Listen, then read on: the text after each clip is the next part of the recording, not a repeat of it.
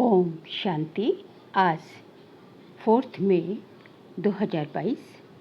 परमात्मा शिव कहते हैं, मीठे बच्चे, श्रीमत पर पवित्र बनो तो धर्मराज की सजाओं से छूट जाएंगे। श्रीमत पर पवित्र बनो तो धर्मराज की सजाओं से छूट जाएंगे। हीरे जैसा बनना है तो ज्ञान अमृत पियो, विष को छोड़ो। आज का प्रश्न है, सतयुगी पथ का सारा मदार किस बात पर है? उत्तर है पवित्रता पर। तुम्हें याद में रहे पवित्र जरूर बनना है। पवित्र बनने से ही सद्गति होगी। जो पवित्र नहीं बनते वे सजा खाकर अपने धर्म में चले जाते हैं।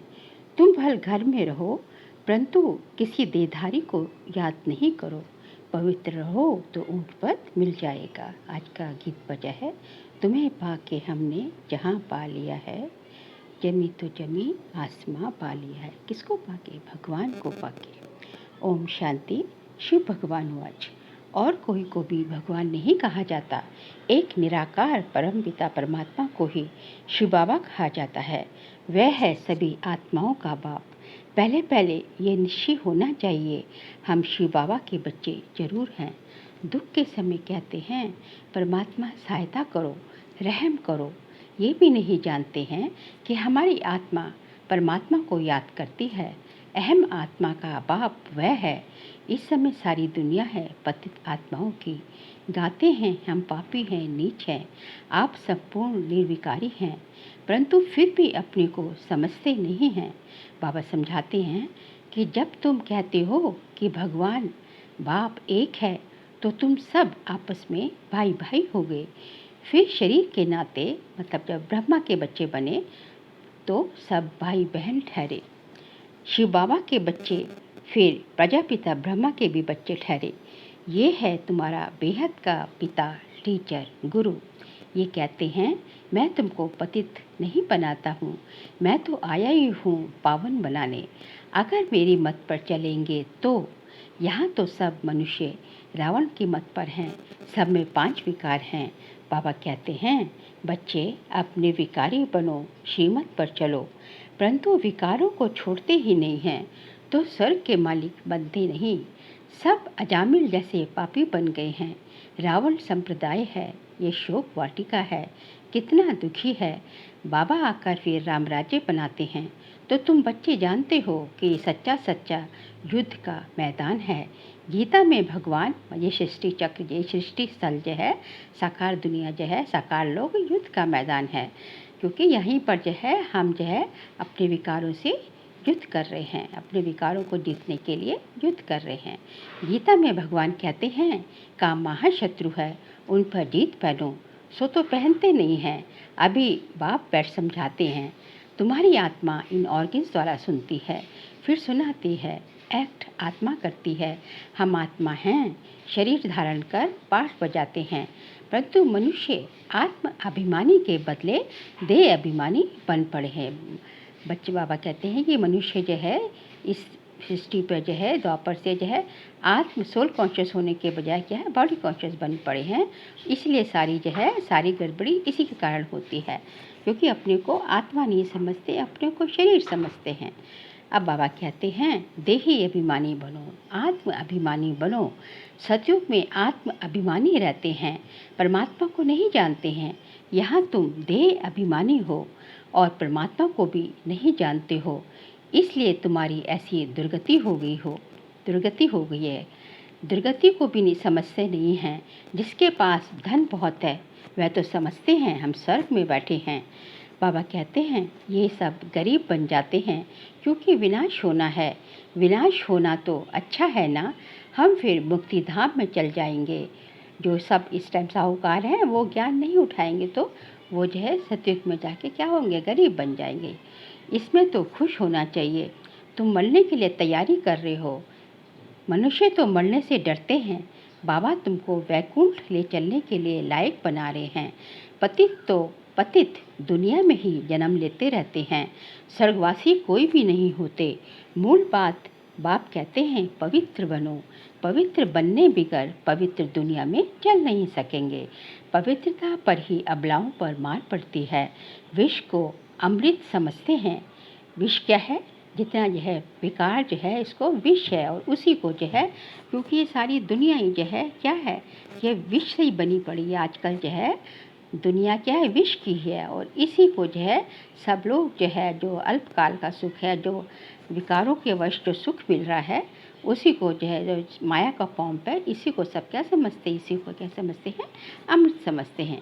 बाबा कहते हैं, ज्ञान अमृत से तुमको हीरे जैसा बनाता हूँ, फिर तुम विष खाकर कौड़ी जैसे क्यों बनते हो। विकारों में, बाबा कहते हैं कि विकारों में क्यों जाते हो, फिर तुम विष खाकर कौड़ी जैसे क्यों बनते हो। आधा कल्प तुमने विष खाया, अब मेरी आज्ञा मानो, नहीं तो धर्मराज के डंडे खाने पड़ेंगे, अर्थात सजाएं खानी पड़ेंगी। लौकिक पिता भी कहते हैं, बच्चे ऐसा काम नहीं करो जो कुल का नाम बदनाम हो, कुल कलंकित हो। बेहद का पिता कहते हैं, श्रीमत पर चलो, पवित्र बनो। अगर काम चिता पर बैठे तो तुम्हारा मुंह काला तो है और ही काला हो जाएगा। अगर विकारों में गए तो मुंह जो है और काला हो जाएगा। अभी तुमको ज्ञान चिता पर बिठाए गोरा बनाते हैं, काम चिता पर बैठने से स्वर्ग का मुंह भी नहीं देख सकेंगे। इसलिए बाबा कहते हैं, अब श्रीमत पर चलो।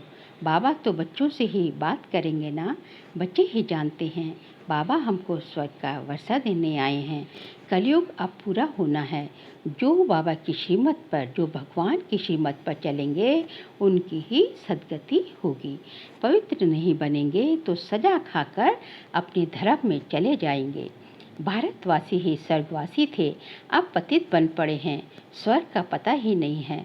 तो बाबा कहते हैं, तुम मेरी श्रीमत पर ना चल, औरों की मत पर चल। विकार में गए तो मरे, मतलब जो है फिर पतित हो गए, फिर भल पिछाड़ी में स्वर्ग में आएंगे, परंतु पद बहुत हल्का पाएंगे। अभी जो साहूकार हैं वह गरीब बन जाते हैं, क्योंकि वो ज्ञान नहीं उठाते। जो यहाँ गरीब है वह साहूकार बनेंगे, क्योंकि उनके अंदर धारणा, ज्ञान की धारणा बहुत अच्छी होती है। इसलिए जो वह गरीब जो है सतयुग में जाके साहूकार बन जाते हैं। बाप गरीब निवाज है, सारा मदार पवित्रता पर है। बाबा के साथ योग लगाने से तुम पावन बनेंगे। बाबा बच्चों को समझाते हैं, मैं तुमको राजयोग सिखाता हूँ, मैं घर बार नहीं छुड़ाता हूँ। भल घर में रहो, परंतु विकारों में मत जाओ, और कोई भी देहधारी को याद नहीं करो। दो बातें मुख्य बताई बाबा ने, कि घर में रहो लेकिन जो है विकारों में मत जाओ, और किसी भी देहधारी को इसमें याद नहीं करना है। एक बाबा की ही मन बुद्धि से एक बाबा को ही याद करना है। इस समय सब पतित हैं। सतयुग में पावन देवता थे, इस समय वह भी पतित बन पड़े हैं। पुण्य जो सतयुग में पावन देवता थे वह भी अब जो है अभी जो है आकर जो है पतित बन पड़े हैं। जब पुनर्जन्म लेते लेते अब जो अंतिम जन्म में पतित बन पड़े हैं। पुनर्जन्म लेते लेते अंतिम जन्म हो गया है। तुम सब पार्वतियाँ हो, तुमको अब अमरनाथ बाप अमर कथा सुना रहे हैं। अमरनाथ बाप परमात्मा शिव, भगवान शिव जो है हमें जो है अमरपुरी में जाने के लिए अमर कथा सुना रहे हैं। अमरपुरी का मालिक बनाने तो अब अमरनाथ बाप को याद करो, याद से ही तुम्हारे विकर्म विनाश होंगे। बाकी शिव शंकर व पार्वती कोई पहाड़ों पर नहीं बैठे हैं, ये सब भक्ति मार्ग के धक्के हैं। आधा कल्प बहुत धक्के खाए हैं। अब बाबा कहते हैं, मैं तुमको स्वर्ग में ले जाऊंगा। सतयुग में सुख ही सुख है, न धक्के खाते न गिरते। मुख्य बात है ही पवित्र रहने की। यहाँ जब बहुत अत्याचार करते हैं तो पाप का भरा भर जाता है और विनाश हो जाता है। तभी तो गीता में लिखा है कि जब भी जो है पाप धर्म की अति ग्लानि होती है, जब तक सृष्टि पर धर्म की अति ग्लानि होती है, यदा यदा ही धर्म से तभी मैं आता हूँ जो है।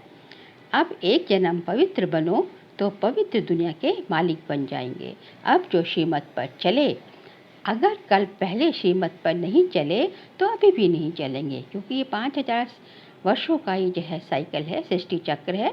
जो 5000 वर्षों पहले हुआ था वही अब रिपीट हो रहा है। यदि पहले नहीं चले होंगे श्रीमत पर तो अब भी नहीं चलेंगे। लेकिन इसका मतलब ये नहीं कि पुरुषार्थ नहीं करना, क्योंकि हमें पता तो नहीं ना क्या है। जो हमें तो पुरुषार्थ करना है, लेकिन जो हो गया, जो पास्ट हो गया, उसको जो है ड्रामा कहा जाता है। लेकिन जो अभी होना है उस पर तो हमें पुरुषार्थ करना है, क्योंकि उसका मालूम तो नहीं है ना। अगर अभी श्रीमत पर नहीं चले तो मुझ पर नहीं पाएंगे। एक बाप के तुम बच्चे हो, तुम तो आपस में भाई बहन हो गए, परंतु बाप का बनकर अगर गिरे तो और भी रसातल में चले जाएंगे और ही पापात्मा बन जाएंगे। ये है ईश्वरीय गवर्नमेंट। अगर मेरी मत पर पवित्र नहीं बने तो धर्मराज द्वारा बहुत कड़ी सजा खानी पड़ेगी। इसलिए बाबा कहते हैं धर्मराज कौन है? मेरा ही राइट हैंड है। इसलिए जो अभी पवित्र नहीं बने तो धर्मराज जो है बाबा फिर धर्मराज का रूप ले लेंगे और फिर जो है बहुत जो है सजाएं खानी पड़ेगी। जन्मांतर के जो पाप किए हैं उन सब की सजा खाकर हिसाब किताब चुकता करना होगा, क्योंकि हिसाब किताब तो चुकता करना ही है। या योग से करो या सजाएं खाकर करो, या तो योग बल से विकर्मों को भस्म करना होगा या तो बहुत कड़ी सजा खानी पड़ेगी। जितने ढेर ब्रह्मा कुमार कुमारियां हैं सब पवित्र रहते हैं, भारत को स्वर्ग बनाते हैं। तुम हो शिव शक्ति पांडव सेना, गोप गोपियाँ इसमें दोनों आ जाते हैं। भगवान तुमको पढ़ाते हैं। लक्ष्मी नारायण को भगवान भगवती कहते हैं।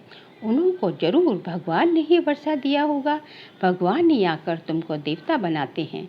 सतयुग में यथा राजा रानी तथा प्रजा रहते हैं, मतलब जैसा राजा रानी है वैसे ही प्रजा भी संपन्न है और राजा रानी भी संपन्न है। वहाँ संपन्नता ही संपन्नता है। सब श्रेष्ठाचारी थे। सब अब रावण राज्य है। अगर राम राज्य में चलना है तो पवित्र बनो और राम की मत पर चलो। रावण की मत से तो और तुम्हारी दुर्गति होती है। गाया भी हुआ है, किनकी दबी रही धूल में, किनका चोर खाए, सफल जो धनी के नाम लगाए। सोना आदि जमीन में दीवारों में छिपाते हैं, अचानक मरेंगे तो सब कुछ वहाँ ही रह जाएगा। विनाश तो होना ही है। अर्थक्वेक आदि जब होती है तो चोर लोग भी बहुत निकल पड़ते हैं। अब धनी बाप आया है तुमको अपना बनाकर विश्व का मालिक बनाने। आजकल वानप्रस्थ अवस्था में भी विकार बगैर रह नहीं सकते, बिल्कुल ही तमो प्रधान हो गए हैं। बाबा को पहचानते ही नहीं हैं। बाबा कहते हैं मैं पवित्र बनाने आया हूँ। अगर विकार में जाएंगे तो बड़ी कड़ी सजा खानी पड़ेगी। मैं पवित्र बनाए पवित्र दुनिया स्थापन करने आया हूँ। तुम फिर पतितपन विघ्न डालते हो, स्वर्ग की रचना करने में बाधा डालते हो तो बहुत कड़ी सजा खानी पड़ेगी। मैं आया हूँ तुमको स्वर्गवासी बनाने के लिए। अगर विकार नहीं छोड़ेंगे तो धर्मराज द्वारा बहुत मारे जाएंगे, बहुत त्राही त्राही करनी पड़ेंगे। बाबा कहते हैं ना खून के आंसू रोने पड़ेंगे। ये इंद्र सभा है, कहानी है ना, वहाँ ज्ञान परियां थी, किसी पतित को ले आई तो उनका वाइब्रेशन आता था। यहाँ सभा में किसी पतित को नहीं बिठाया जाता है। पवित्रता की प्रतिज्ञा करने बिगर बिठाया नहीं जाता, नहीं तो फिर ले आने वाले पर भी दोष पड़ जाता है। बाबा तो जानते हैं फिर भी ले आते हैं तो शिक्षा दी जाती है। शिव बाबा को याद करने से आत्मा शुद्ध हो जाती है, वायुमंडल में साइलेंस हो जाती है। बाबा ही बैठ परिचय देते हैं कि मैं तुम्हारा पिता हूँ। 5000 वर्ष पहले माफिक तुमको मनुष्य से देवता बनाने आया हूँ। बेहद के पिता से बेहद सुख का वर्षा लेना है। अच्छा, मीठे मीठे सिखले दे बच्चों प्रति माता पिता बाप दादा का याद प्यार और गुड मॉर्निंग। रूहानी बाप की रूहानी बच्चों को नमस्ते। हम रूहानी बच्चों की रूहानी बाप दादा को नमस्ते नमस्ते नमस्ते। धारणा के लिए सार है, योग बल द्वारा विकल्पों के सब हिसाब किताब चुकता कर आत्मा को शुद्ध और वायुमंडल को शांत बनाना है।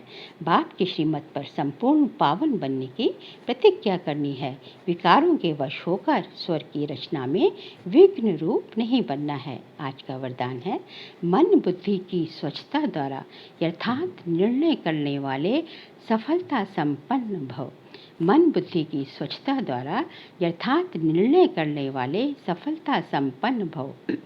किसी भी कार्य में सफलता तब प्राप्त होती है जब समय पर बुद्धि यथार्थ निर्णय देती है, लेकिन निर्णय शक्ति काम तब करती है जब मन बुद्धि स्वच्छ हो, कोई भी किचड़ा ना हो। इसलिए योग अग्नि द्वारा किचड़े को खत्म कर बुद्धि को स्वच्छ बनाओ। किसी भी प्रकार की कमजोरी ये गंदगी है, जरा सा व्यर्थ संकल्प भी किचड़ा है। जब ये किचड़ा समाप्त हो तब बेफिक्र रहेंगे और स्वच्छ बुद्धि होने से हर कार्य में सफलता प्राप्त होगी। इसलिए बाबा कहते हैं तुम्हारी बुद्धि जो है क्लीन एंड क्लियर होनी चाहिए। आज का स्लोगन है सदा श्रेष्ठ और शुद्ध संकल्प इमर्ज रहें तो व्यर्थ स्वतः मर्ज हो जाएंगे। सदा श्रेष्ठ और शुद्ध संकल्प इमर्ज रहें तो व्यर्थ स्वतः मर्ज हो जाएंगे। ये कुछ इसी तरह है कि एक बकेट में यदि एक गंदा पानी पड़ा हो, मिट्टी वाला पानी पड़ा हो और उसको हमें स्वच्छ करना हो तो ये ज़रूरी नहीं कि उस पानी को उसमें से गिराया जाए और साफ़ पानी भरा जाए। यदि हम उसको पानी की टूटी के नीचे लगा देंगे और पानी उसमें टूटी से पानी साफ़ पानी उसमें आता रहेगा तो कुछ ही टाइम में वो बाल्टी का पानी एकदम साफ़ हो जाएगा। इसी तरह हमारे मन में यदि व्यर्थ संकल्प है तो व्यर्थ संकल्प पहले ख़त्म करें और फिर से संकल्प उसमें लाएं, बुद्धि में लाएं तो ये थोड़ा कठिन काम है, इतना सहज नहीं है। लेकिन यदि जो है हम अपने वो अंदर जो है श्रेष्ठ और शुद्ध संकल्प प्योर एलिवेटेड थॉट्स की जो है अपने अंदर डालते जाएं तो धीरे धीरे आपके जो व्यर्थ संकल्प है वो नीचे के लेयर में आते जाएंगे, मर्ज होते जाएंगे और एलिवेटेड थॉट श्रेष्ठ थॉट जो है ऊपर जाए इमर्ज होने शुरू हो जाएंगे। तो यही सृष्टि का भी सारा यही खेल है कि जो है जब जो है एलिवेटेड थॉट्स शुद्ध थॉट्स हैं तो व्यर्थ थॉट से मर्ज जाएं, जैसे कि सत्युग त्रेता में। उसके बाद द्वापर से जो है व्यर्थ थॉट से इमर्ज होते जाते हैं तो एलिवेटेड थॉट्स नीचे हो जाते हैं और फिर आप विजय संगम पर आकर जो है हम जो है फिर से जो है हम जो है एलिवेटेड थॉट्स के ऊपर से ऊपर डाल रहे हैं तो फिर जो है वो जो है व्यर्थ थॉट धीरे धीरे मर्ज हो जाते हैं। तो ये मर्ज और इमर्ज का ही पूरा सृष्टि का खेल है। आगे जो है मातेश्वरी जी के मधुर महावाक्य हैं। इस कलयुगी संसार को असार संसार क्यों कहते हैं? क्योंकि इस दुनिया में कोई सार नहीं है। माना कोई भी वस्तु में वह ताकत या सुख, शांति, पवित्रता नहीं है।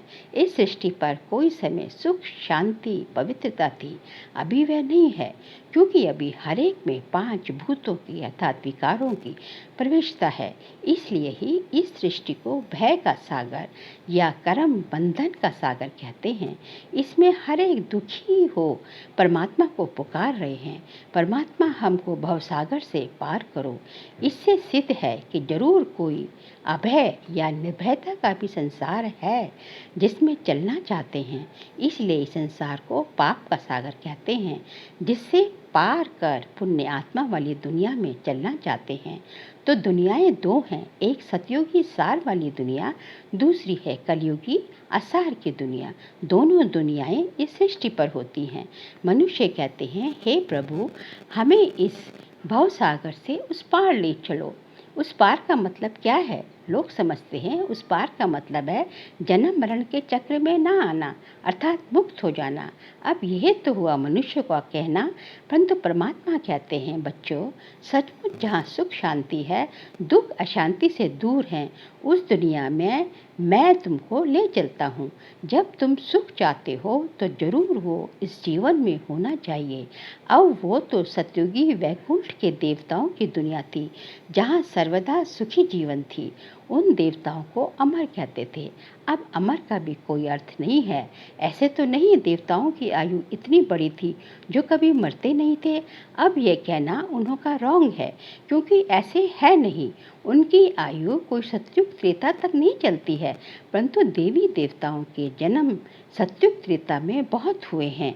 21 जन्म तो उन्होंने अच्छा राज्य चलाया है और फिर 63 जन्म द्वापर से कलयुग के अंत तक टोटल उन्हों के जन्म चढ़ती कला वाले 21 हुए और उतरती कला वाले 63 हुए। टोटल मनुष्य 84 जन्म लेते हैं। बाकी ये जो मनुष्य समझते हैं कि मनुष्य 84 लाख योनियाँ भोगते हैं, तो ये जो है कहना भूल है। अगर मनुष्य अपनी योनि में सुख दुख दोनों पार भोग सकते हैं तो फिर जानवर योनि में भोगने की जरूरत ही क्या है? बाकी टोटल सृष्टि पर जानवर, पशु, पक्षी आदि 84 लाख योनियाँ हो सकती हैं, क्योंकि अनेक किस्म की पैदाइश है। लेकिन मनुष्य योनि में ही अपना पाप पुण्य भोग रहे हैं और जानवर अपनी योनियों में ही भोग रहे हैं। ना मनुष्य जानवर की योनि लेता और ना जानवर मनुष्य योनि में आता है। मनुष्य को अपनी योनि में ही भोगनी पड़ती है, इसलिए उसे मनुष्य जीवन में ही सुख दुख की महसूसता होती है। ऐसे ही जानवर को भी अपनी योनि में सुख दुख भोगना है, मगर उन्हों में ये बुद्धि नहीं कि ये भोगना किस कर्म से हुई है, क्योंकि उनमें विवेक शक्ति नहीं है। उन्हों की भोगना को भी मनुष्य फील करता है, क्योंकि मनुष्य है बुद्धिवान। बाकी ऐसे नहीं, मनुष्य कोई 84 लाख योनियाँ भोगते हैं।